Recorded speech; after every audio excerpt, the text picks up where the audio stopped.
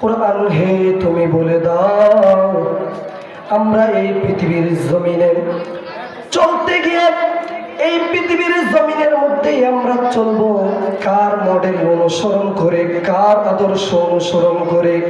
তুমি নিজেই তোমার ভাষায় বলে দাও।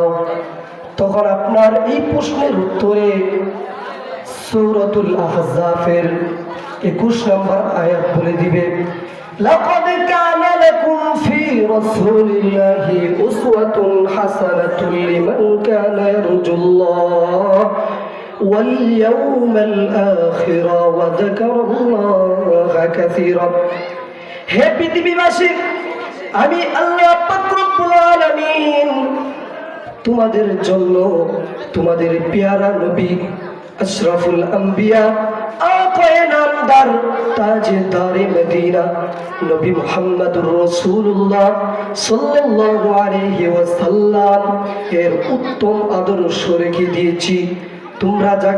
তোমরা যদি চাও তার অনুসরণ করতে পারো, আর তাকে অনুসরণ করবে ওই সমস্ত ব্যক্তিরাই লিমান কানা ইয়ারজুল্লাহ ওয়াল ইয়াউমাল আখির, যারা পরকাল এবং দুনিয়াতে শান্তি চায় এবং যারা পরকালে আল্লাহ তাআলার দিদার চায়, তারাই শুধু একমাত্র নবী মুহাম্মদুর রাসূলুল্লাহ সাল্লাল্লাহু আলাইহি ওয়াসাল্লামকে মডেল হিসেবে গ্রহণ করবে।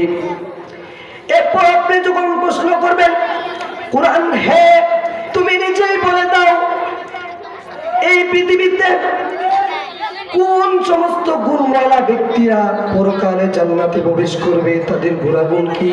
তুমি নিজেই বলে দাও। তখন আপনার এই প্রশ্নের জবাবে সূরাতু মারইয়ামের 60 নম্বর আয়াত বলে দিবে, ইল্লা মান তাবা ওয়া আমানা ওয়া আমিলা সালিহা ফাউলাইকা ইয়াদখুলুনাল জান্নাহ ওয়া লা ইউযলামুনা শাইআ।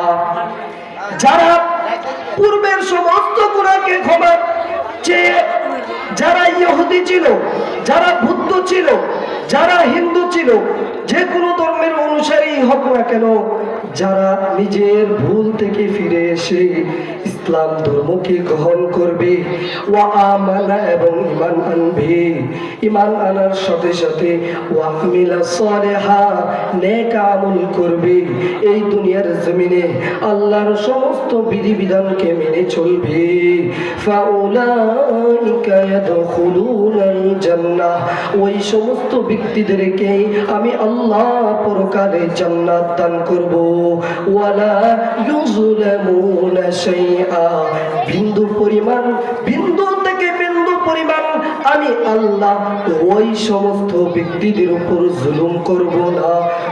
জান্নাতের নাজ নিয়ামত দেওয়ার ক্ষেত্রে কোনো কৃপণতা করব না।